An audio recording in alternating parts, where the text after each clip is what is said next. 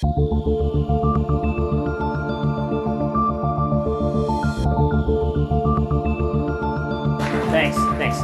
I'm going to start by telling you a story, which is actually the first story in my book. And it is the story of someone who I assume most of y'all have heard of, the British scientist Francis Galton. About a century ago, Galton found himself at a country fair in the west of England. And, you know, this was a fair much like the ones we have here in the States. People would come, they would bring their produce and their livestock and sort of show it off to each other. But as Galton was walking through the fair that day, he came across something new, which was he came across this contest. And the contest was that an ox had been placed on display, and people were lined up to guess the weight of the ox. So you'd pay 6 pence, and the best guesses would win prizes. So there was some incentive for people to try to do a good job of guessing the weight of this ox. Now, I should mention that what they were actually being asked to do was guess the weight of the ox after it had been slaughtered and dressed, which was sort of unfortunate for the ox, but made the task they were trying to solve a little more complicated than it might otherwise have been. So, as Galton described it, the crowd that day was a very big one. There were around 800 people. And they were also, and this is important, they were also a diverse crowd. So while some of the people in the crowd were butchers and farmers, for whom it was probably pretty important to be able to do something like guess the weight of an ox, a lot of the people in the crowd were local merchants, they were clerks, family members. You know, they're just people who were out at the fair and were kind of taking a flyer on this contest. There were people who, at least on the surface, would seem to have had no sort of insider knowledge of cattle. So after the contest was over, Galton took all of the guesses and he ran a series of tests on them. He just graphed them to see if they formed a bell curve. He calculated the standard deviation of the guesses. And then he did something very simple. He just took the average of the group's guesses. Now that number represented, I'll say, the kind of collective wisdom of the group. So if it had been one person, that's how much it would have guessed the ox had weighed. Now Galton, as many of you probably know, was a notorious elitist. He was the founder of what we now know as eugenics. So he really thought that only a very few people in the world had the capabilities that were necessary to solve problems, make decisions, and so on. So when he ran this test, what he thought he was going to find was that the crowd's guess was going to be way off the mark. Because in his mind, what you were doing was you were taking the guesses of a few smart people, a few mediocre people, and then a lot of morons, because he basically thought everyone was dumb. So that collectively, what you were going to end up with was a profoundly flawed estimate. But as it happens, Galton was wrong. Because the crowd had guessed that the ox would weigh 1,197 pounds. And when all was said and done, the ox weighed 1,198 pounds. So that in other words, the crowd's judgment was essentially perfect. And what I'm going to talk about today is the notion that this was not a coincidence, nor was it a phenomenon that is confined to livestock weight guessing, but that it actually was an example of a very powerful and potentially enormously useful phenomenon that I've dubbed the wisdom of crowds. And the idea of it is very simple. It's that under the right conditions, groups of people can be remarkably intelligent. And they can actually often even be smarter than the smartest person in the group. And what this means when you think about things like drug development and innovation more generally is that if you can figure out ways as an organization to tap into the collective knowledge of your employees, of your partners, and even, I would argue, of your patients, you can potentially dramatically improve your ability to make decisions, to solve problems, and even, and this is especially important, I think, in the case of what we're talking about today, even do a better job of forecasting the future. Now, the key to that definition of the wisdom of crowds is that phrase, under the right conditions. Because obviously there are many situations, and many of which you've probably already thought of, in which crowds are far from wise, in which they are sometimes extreme, so they actually make decisions that are worse than any one member in the group, or alternatively, groups sometimes fall to kind of a lowest common denominator. They end up being resolutely sort of mediocre in their decisions. And so I think the real challenge when you think about concepts like collective intelligence and collaboration more generally is figuring out what does it take to distinguish a wise crowd, a smart organization, from a foolish one. And that's really what I'm going to spend most of my time talking about today. But before I do that, what I want to do is give you some more examples of the wisdom of crowds in action. What I'm going to do is start with some very simple examples and then go to more complex ones. And what's interesting, at least to me, is that even as the problems get more complicated, what you'll see is that collective intelligence becomes, if anything, more impressive. But we can start with a very simple one. So the simplest example is one that you sometimes see in business school classes, and that is the jelly bean experiment. So if I asked all of you to guess how many jelly beans were in a jar, your average guess would be exceptionally good. It would typically be within 2 to 3% of the number of beans in the jar, and it would typically be better than the group's guess would typically be better than about 95% of the people in the room. I actually did this experiment a few months ago with about 95 people, and the jar I showed them had 1,334 jelly beans in it, and the group's average guess was 1,334. Now that's actually a little unusual. Usually if you do it once, a few people in the room will do better than the group as a whole. But if you do it, say, 3 or 4 times with 3 or 4 different jars of jelly beans, which is a really fascinating way to spend your afternoon, what you find is that no one person in the room actually does better than the group as a whole. Similarly, on the game show Who Wants to Be a Millionaire, if a contestant on that show gets stumped, they have a few options they can rely on to help themselves out. So one of the things they can do is they can phone a friend who they have nominated beforehand as an expert in the field. When you go on the show, what you do is you give the producer 5 names, and you say, if the question is in astronomy, call Mary. If the question is in English literature, call George. The other thing you can do, though, is you can just poll the audience. Now, the experts do okay. They get the answers right about 2/3 of the time, which is not terrible given that limited amount of time to answer. There's a lot of pressure. They're, on television and so on. But the audience gets the answer right 91% of the time. Now, if you think about it, this is a group of people. They have nothing better to do with their days than spend a weekday afternoon in a television studio. And you ask them a question, and they give you the right answer 9 out of 10 times. Now, obviously, the questions they're being asked to answer often have to do with things like, what was Britney Spears' second album or whatever. But as the questions groups get asked become more difficult, you can actually see this exact same phenomenon at work. So the place where the wisdom of crowds is, in a sense, at this point, most important, and I would say most visible, except we don't always recognize it as such, is the internet. The internet is obviously a kind of unparalleled tool for aggregating different distributed pieces of knowledge and bringing them together in an incredibly quick and oftentimes incredibly affordable way. And so the internet offers a wide range of examples of kind of collective intelligence and collaborative work in action. NASA, for instance, did an experiment that it called Click Workers a few years ago, where it basically allowed anyone who wanted to come to this website and basically take an online course in Martian crater classification. One of the things NASA does is classify craters on Mars, because doing so helps it figure out the sort of possibility of water on Mars, where it might be located or might have been located. And normally they would appoint or hire a well-trained geologist to do this. What they did instead was they set up a site where you could go and take this tutorial, and then basically they would show you photos of Martian craters, and you could just click on them. Now, what's fascinating about the story is 2 things. One is thousands of people did this. So thousands of people with no pay, no recognition, decided to basically go online and spend hours of their days clicking on photos of Martian craters. But the second thing that's interesting is what NASA then did with all those clicks was aggregate them and essentially use that as the kind of collective judgment. And what they found was that the accuracy of those click workers was the equivalent of a geologist who had been doing his or her job for 6 to 8 years. The best example of the wisdom of crowds on the net is the biggest example, which is Google.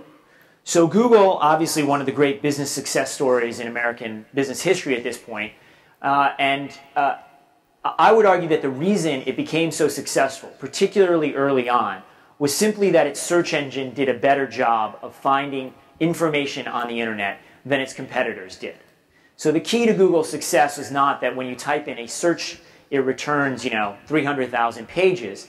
The key was that of those pages, the ones that were there at the top of the rankings were those that you were going to find most valuable. And, I use Google, I don't know, 40 or 50 times a day, which is sort of a sad commentary on my life, probably, basically. But I still find it enormously useful. And I think it's incredibly accurate, at least for the kinds of searches I do. And if you think about the internet, that's kind of extraordinary, given how big the internet now is and the incredible range of information that's out there. And the question is, how does Google do this? And the answer is that at the core of that search engine is something called the PageRank algorithm. And that algorithm, as you know, is basically just a kind of calculating system that essentially treats hyperlinks from one web page to another as votes on the value of that page. So what Google basically does when you type a search into that engine is it goes out and effectively surveys the internet as a whole and asks it to vote on which pages you really would find most valuable.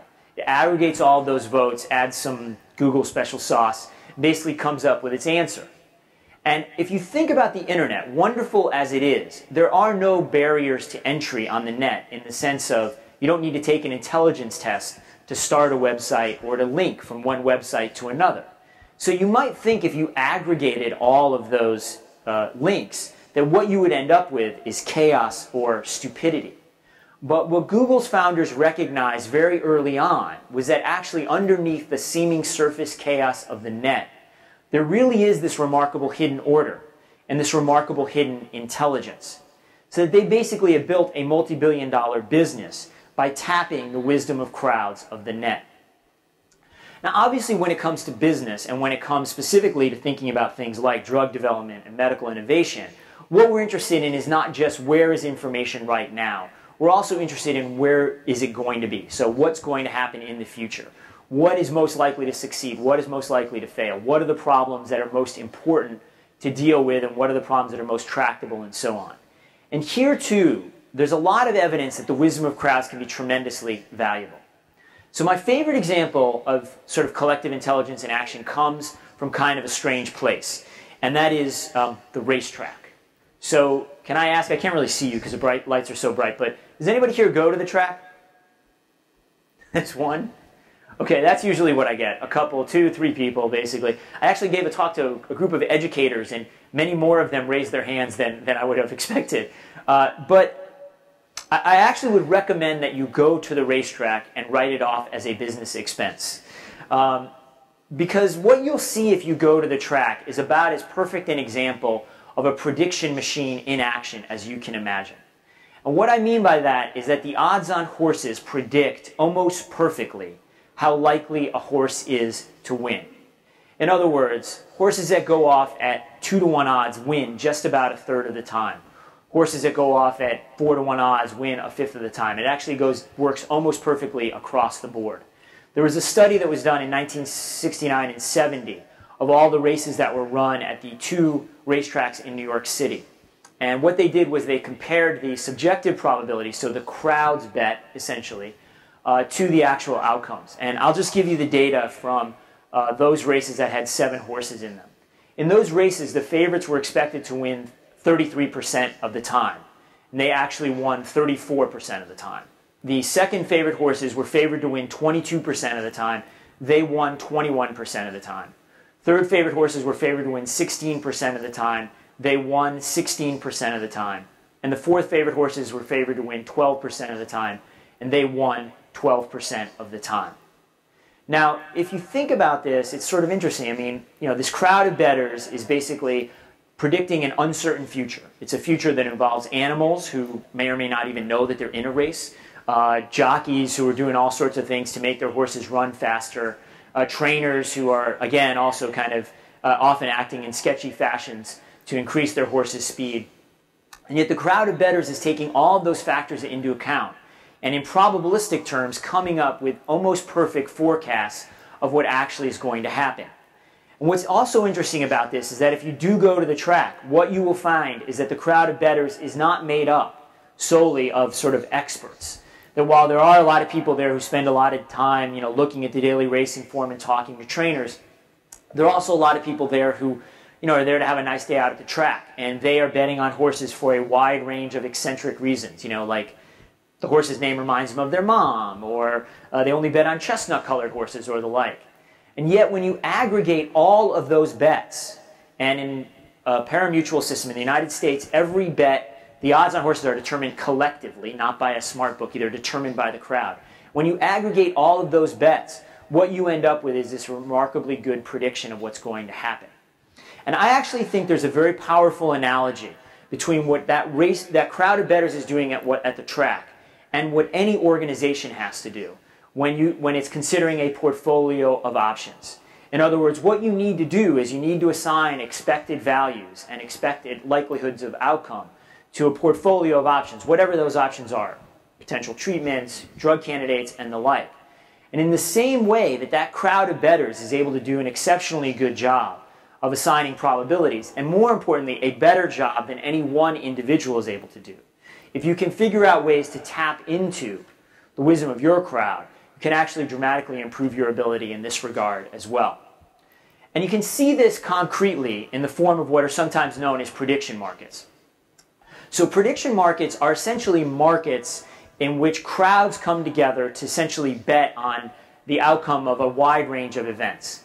The first prediction markets was started in 1988 by business school professors at the University of Iowa. And they got together and they said, let's see if we can use markets to try to forecast the outcome of presidential elections. So they set up a public market, anybody can participate.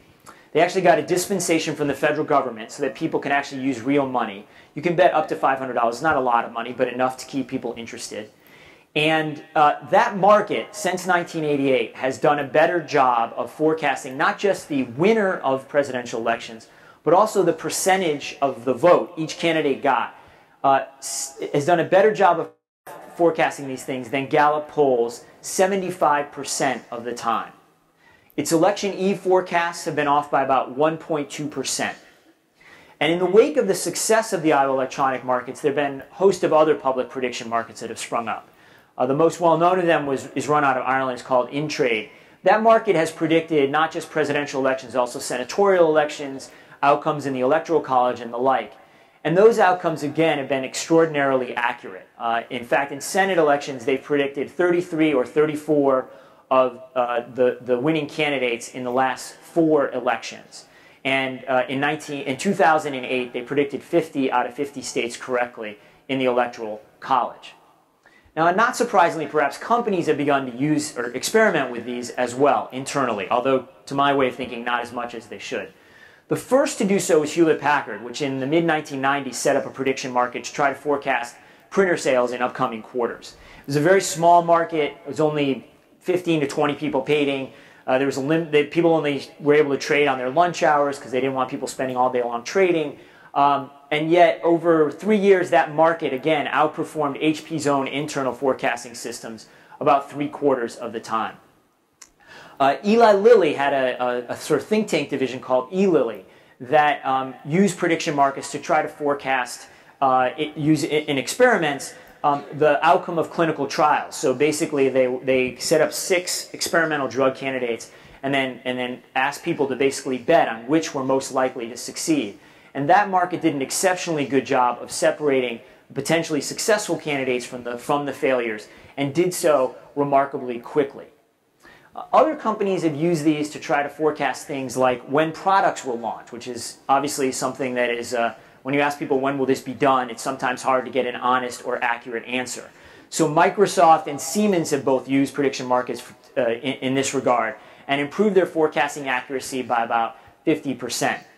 And the company that's probably used prediction markets most successfully is Google, which has actually tried to predict more than 500 separate what they call events. They've had more than 1,000 employees participate. And if I had one, I'm not a big fan of PowerPoint, but if I had one slide to show you, I would show you the slide that maps the predictions in that market onto outcomes. And what you would see is that the two things map onto each other remarkably quickly and also remarkably accurately. And there have also been other experiments inside the drug industry. So Crowdcast is a company that actually has begun to try to use prediction markets to do things not just to forecast, say, the outcome of clinical trials, but also to try to do a better job of designing clinical trials and try to do a better job of figuring out how you can get enrollment on plan in clinical trials. So that basically, if you can kind of cast your net more widely, and actually casting that net more widely may include not just inside the organization, may also include outside, as we'll hear on the panel. So actually incorporating the insights of patients and doctors to try to figure out how you can do a better job of enrolling on plan. That all of these things are ways in which you can actually use the wisdom of crowds to do a better job of getting at answers quickly and efficiently. And I think the key to why the wisdom of crowds is valuable, particularly inside big organizations, is that what it does is it helps you get around a lot of the hurdles to information flow that big organizations set up. You know, bureaucracies and hierarchies were designed in some way to facilitate the flow of information, at least the flow of information from the top down. Right? Everyone has clear lines of it. There's theoretically clear lines of authority. When an order gets handed out, people know what to do and the like. The problem is that bureaucracies and hierarchies also set up obstacles to getting information from where it is to where it needs to be. So bureaucracies often set up situations in which people are afraid to tell you what they really think because they're concerned that maybe people above them don't actually want to know what's actually happening. They set up obstacles because in a lot of organizations, information in one form or another is power. It's more valuable to hoard it than actually to disclose it. In a lot of organizations, you have silos, and so people tend to be very concentrated inside their silo. And so you lose the benefits of sort of cross-disciplinary work. You lose the benefits of the diversity that actually is inside big organizations, but that oftentimes goes untapped. And then finally, there's also the problem of when you ask people to set up expectations, there's a natural bias to try to be maybe more optimistic than you otherwise would be. And one of the things that you see is that when you look at how these wisdom of crowds tools work, is that it allows you to get around a lot of these problems because it only places one premium. It places a premium only on being right. And it also doesn't force you to know in advance who you should be asking inside the organization. And so if you actually cast your net more widely, what you find is that oftentimes there's a lot more information inside the organization than you actually imagined. Lou Platt was the CEO of Hewlett-Packard for many years, and what he said was, if Hewlett-Packard knew what Hewlett-Packard knows, we would be a far more successful company than we are. And I think that that's really a fundamental truth about a lot of big organizations, is that there is a lot of knowledge buried in it that just is not getting accessed. Now, the challenge, as I said, is how do you do this right? Because obviously there are plenty of examples, whether you think about the stock market bubble of the late 1990s or mobs or the housing market bubble, of crowds that are far from wise, that are in fact foolish and mad. And the other thing you run into obviously inside organizations is, you know, most of us have probably had the experience of you go into a meeting and you sit in the meeting, you've been there for about 15 minutes and you look around the room and you say, we are all now dumber than we were when we came into this room, basically. That, you know, the level of intelligence in the room just kind of sinks slowly as the discussion goes along. And then, so what happens is the group ends up with a much worse decision than it otherwise would have come up with. And these are both realities. And there's an irony. I mean, we spend a lot of time talking about collaboration, talking about working together. And yet I think that process is oftentimes quite frustrating. And so what I want to talk about now is what does it take? So what are the real conditions for sort of the wisdom of crowds and putting it into action? I think there are three fundamental conditions for collective intelligence that are necessary. The first is very simple, but oftentimes something that people kind of fall down on, and that is you want some way to aggregate lots of different pieces of knowledge and put them together to come up with a kind of collective judgment. So when I talk about the wisdom of crowds, I'm not talking about just a sort of suggestion box model. Because oftentimes with the suggestion box, people offer up ideas and then a few people at the very top go through and say, I like that idea, I like, don't like that idea. Suggestion boxes are better than nothing, but they're not really going to get you at what the wisdom of crowds it can really offer. So what you really want are ways, use tools that can aggregate this kind of knowledge.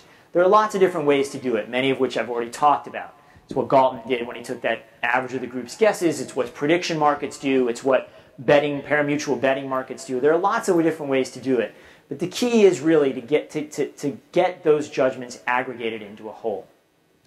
The second thing you need, and I would argue actually the most important in most situations, is that you need the crowd to be diverse. So we hear a lot about diversity, about the value of diversity in corporate America. But the case that's usually made for it is usually a kind of sort of touchy-feely human resources one. With apologies to human resources. But But I think the case for it is much harder nosed than that. And that is that the more diverse a team is, the more diverse a group is, the more diverse an organization is, generally speaking, the better the decisions it's going to make. Diversity is really fundamental to good problem solving and fundamental to innovation. And it's fundamental in a variety of ways. So one of the most obvious ways, and this is really key when it comes to coming up with new ideas, new ways of doing things, is that diversity simply expands the range of information that you have available to you. So there's a political scientist at the University of Michigan named Scott Page who has done a lot of work on the problem-solving value of diversity. He wrote a really fascinating book called The Difference, which is all about this subject. Scott does a lot of work with computer agents because what that allows him to do is to look exactly at how agents are solving problems and how they work together in groups. One of the experiments he does is he takes a large group of computer agents and he has them individually solve a very complicated mathematical problem. When he's done, he can actually rank them. Some of them are exceptionally good at solving the problem, some of them are pretty good, some of them are mediocre. Then what he does is he divides them into two groups. One is made up of the best, the cream of the crop of the problem solvers. And the second group is basically assembled at random. So it includes some of the best, but also some of the mediocre. Then he has each of the groups try to solve another mathematical problem collectively. And what he finds is that although the best group does do well, 90% of the time it is outperformed by the random group. Now the random group's average IQ is actually lower, but its collective intelligence is actually greater. And the reason why Page can show is that the agents at the lower end of the spectrum, they know less, they're not as good at solving the problem. But the key is that what they know is different. They're actually using different perspectives, sort of they're framing the problem in different ways, and they're using different heuristics to try to solve the problem. And while that's not so great for them as individuals necessarily, it actually means that the groups they're part of have access to a much wider range of perspectives and tools, where the group made up of the best tends to take a narrower approach, and therefore is more likely to get hung up on wrong answers, find itself kind of down blind alleys, and the like. So the key here is really that the diversity we're talking about is not necessarily a traditional definition of sociological diversity. What we're really talking about is cognitive diversity. We really want people who are thinking about problems in different ways and using different kinds of tools to solve those problems. So the point of that study is not that when you're building a team or recruiting or trying to solve a problem, that what you want to do is go out and recruit for stupidity, basically. What it does mean is that what you want to do is take cognitive diversity seriously.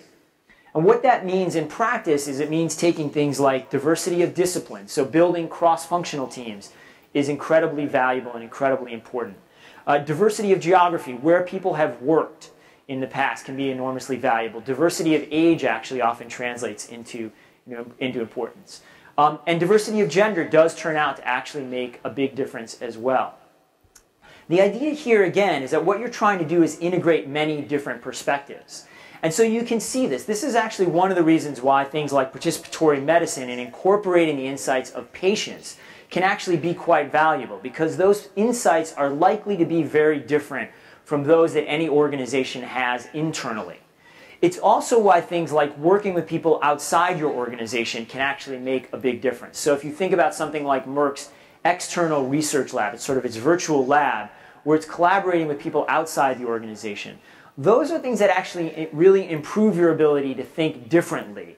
And in doing so, make it more likely that you're going to be able to sort of revolutionize the way you're actually acting.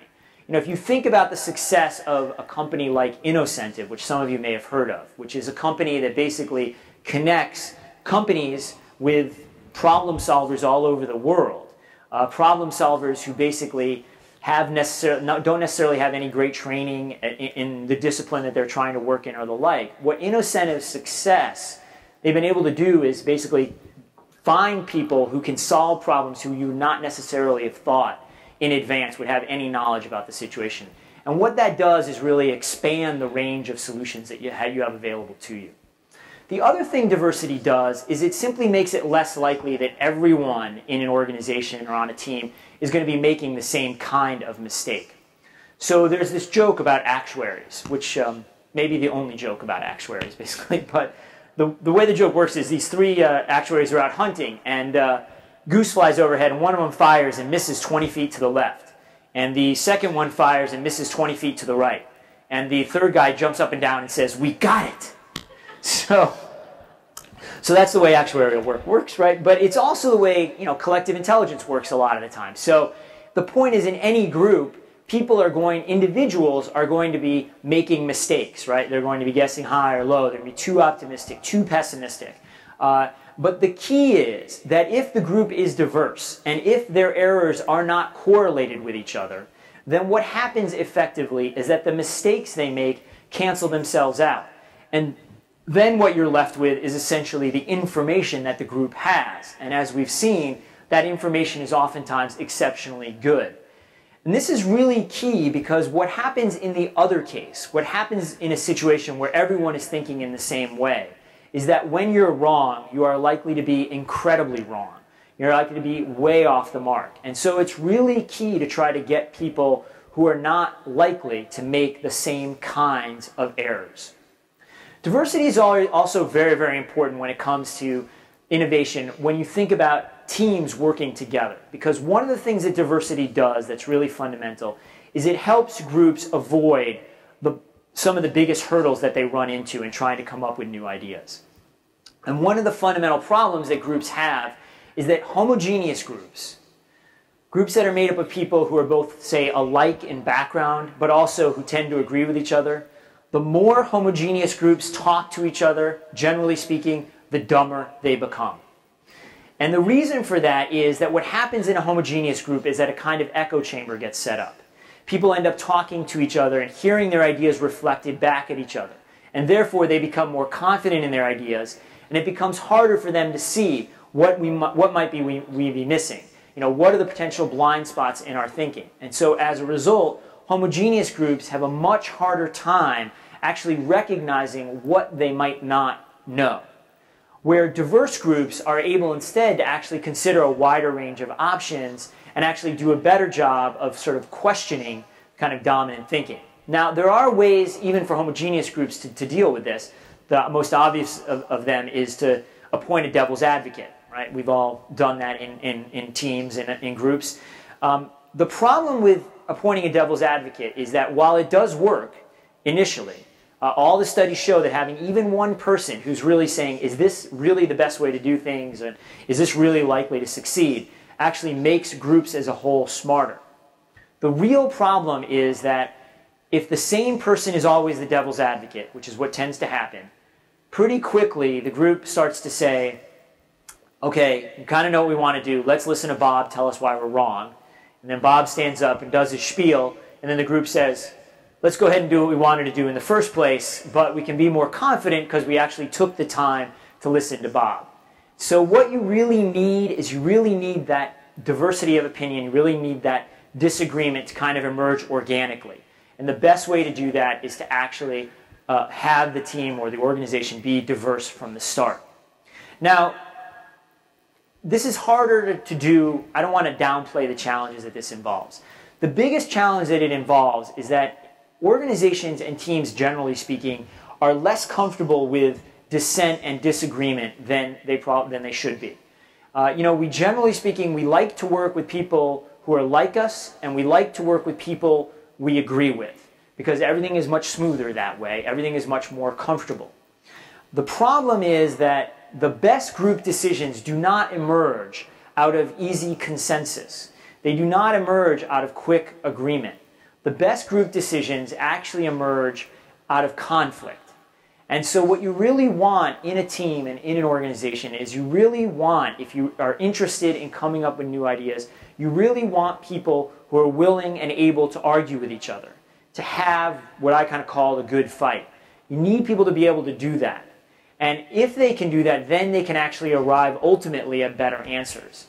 But in order to do that, you really need to kind of foreground the value of diversity. And you really need to make people comfortable with speaking up and comfortable with some level of disagreement. Recognize that dissenting is not the same as basically dissension, that it's not the same as basically sort of, rebelling against the organization. And so that really is a challenge, but I think it's really fundamental.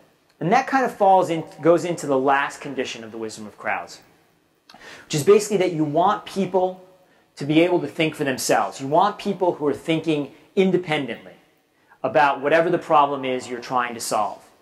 Now, in principle, this should be relatively easy. Most of us pride ourselves on being independent thinkers. But in practice, it can be difficult because we are, first of all, concerned about our reputations. We want to look like we know what we're talking about. And one way to do that is to look at what other people are doing and to do maybe not exactly the same thing, but something close to it. The other problem we have is that human beings just by nature imitate. We learn very early on that imitation is a quick and easy way of learning, and oftentimes will get you close to a right answer. So a great illustration of this is an experiment that was done in the 1960s. They put a guy in a street corner, and they just had him gaze up at the sky like this. And they just waited to see what happened. So when you put one guy on a street corner, something like 10, 15% of the people walking by stopped and ended up gazing up at that empty sky. But when you put 5 people on the street corner, 45% of the pedestrians walking by stopped and then ended up gazing up at that empty sky. And when you put 8 people on the street corner, 80% of the pedestrians ended up looking up at that empty sky. Now you can look at this experiment and basically say, people are sheep, it's hopeless, why are we actually even trying to get them to think for themselves? But I think what it really demonstrates is we learn early on if a lot of people are doing something, there's probably a good reason for it. And the reason we learn this is that imitation often works. So I'll give you a very homely example. I live in Brooklyn, New York. And in Brooklyn, you need to move your car for street cleaning once a week by 11 a.m. It's usually Tuesday or Thursday, depending on the side of the street. Now, the other thing about Brooklyn is, and Manhattan and New York in general, is we get a lot of religious holidays on which you do not have to move your car, which is a great boon if you actually are driving in New York. So on any given day, you don't actually know what the rules are or not. Now, you could call or you could go online and find the answers. I don't do any of those things. I work at home, and what I do is about 10:45 is I just look outside my window. And if all the cars are still on the street at 10:45, I just assume the street cleaning rules have been suspended that day. I don't call, I don't check. I just assume that someone in that row of cars has done the necessary work to figure out what actually is happening. Now, the important thing about the story is that it always works. I have never been burned by this. On days when all the cars are on the street cleaning rules have always been suspended. But if everyone in the crowd were doing what I was doing, we would obviously be ending up with tickets week after week after week. And this is really one of the challenges, is that basically for any individual, it oftentimes makes sense to sort of just follow what everyone else is doing. After all, if you buy the idea that collective intelligence is going to get you close to the right answer, following the crowd is probably a pretty good strategy. The problem is, if most of the people in the crowd are acting in this way, then you're not likely to get as good or even close to an accurate answer. And so the key is you really want people to be able to think for themselves, to rely on their own information, their own intuition and the like. And this is another reason why actually casting your net more widely, why including the insights of people who are not necessarily, that you would not necessarily think to ask in the first place, people who are not necessarily even inside your organization can be beneficial, because those people are not facing the same kind of pressures that organizations tend to impose. The real paradox of the wisdom of crowds is that groups are smartest when people in them are acting as much like individuals as possible. And the irony in all this, of course, is that I think one great model of the wisdom of crowds is the scientific community more generally. The scientific community is about, especially increasingly today, about collaboration, about working with your peers. It's about building on the knowledge of others. It's about sharing information. And this sort of the notion of a kind of republic of science or republic of letters is really predicated on that. And you can see this in quite concrete ways, right? You can see it in things like the collective effort that led us to be able to discover the cause of SARS incredibly quickly. It was a global effort, not led by a single individual, that was basically the work of labs across the world. You can see it in the work of organizations like Scientists Against Malaria, which is sort of a collaborative effort to try to come up with better tools and better prophylaxis for dealing with malaria. So in principle, these are things that people working in scientific companies should be well at home with. And so I think the real challenge is figuring out ways to balance this concept of the wisdom of crowds with the reality of the way most organizations work, and to try to change that reality by implementing these concepts of collective intelligence. Now I'm going to wrap up now, but before I do, I wanted to leave you with one story, which for me kind of exemplifies the possibilities that these concepts actually offer. It's a story about a submarine, the USS Scorpion, which disappeared on a tour of duty in 1968. It disappeared in the North Atlantic Ocean, and it had made a last radio transmission to the Navy, and then it vanished. And the Navy had no idea what had happened to the submarine. It had a few tiny bits of information that it was going on, and it had no idea how far it had traveled since that last transmission, or even in what direction it was going. So when it started out to look for the submarine, the search area was immense, and it really looked like kind of a hopeless task. Then a man named John Craven came forward, a Navy guy, and he said, I think I have an idea for how to find this submarine. And it was a very eccentric idea. It was actually based on a reading he had done in the economics of horse racing. But they didn't really have any other options, so they said, all right, go ahead and give it a try. So what Craven did was he assembled a diverse team. It included mathematicians, it included salvage men, in addition to Navy men and submariners. And then, instead of just kind of locking them in a room and saying, talk amongst yourselves, what he did was first, in consultation with them, he came up with a series of scenarios, things that might have happened to the submarine. A Russian sub might have hit it, a torpedo might have gone off in the tube, and so on. And then he asked them, what are the factors you think are most important in figuring out where the submarine would have ended up? So speed, direction, angle of descent, etc., whatever they thought these things were. Then what he did was he had each of them individually bet on how likely they thought each of those scenarios was, and then on these other factors. And to keep things interesting, he used bottles of Chivas Regal as prizes, basically. So when he was done, what he did was he took all of those wagers and he ran them through Bayes' theorem, which is a way of quantifying the effect of new information on an old guess. And when he was finished, what he had was a map of the ocean floor. And on this map, there was one spot where Craven's men said, this is where we think the submarine is most likely to be. Now, this was not a spot that was anywhere near where the Navy had been looking. And it was also, and this is very important, it was not a spot that any one member of that team had come up with. So that instead of piggybacking on the knowledge of its smartest member, what the group had done instead was come up with a genuinely collective judgment. And it had also come up with a genuinely brilliant judgment. Because a few months after the Scorpion disappeared, a Navy ship found it. And it was 220 yards from where Craven's men had said it would be.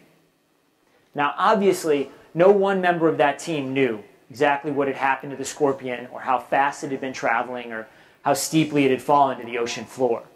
But even though no one member of the team knew any of those things, you could say the team as a whole knew them all. And that, for me, is the real promise of the wisdom of crowds. Thank you.